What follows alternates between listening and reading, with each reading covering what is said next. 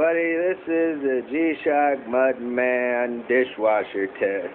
Now today at work, my other job, it got kind of dirty.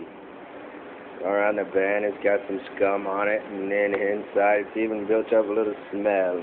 So we're going to run it through. Right now it says 160 degrees. Here we go. It's in. 160 degrees.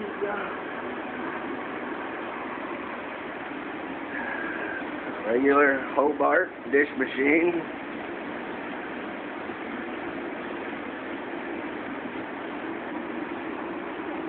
Takes a little time. Make sure it's good and clean.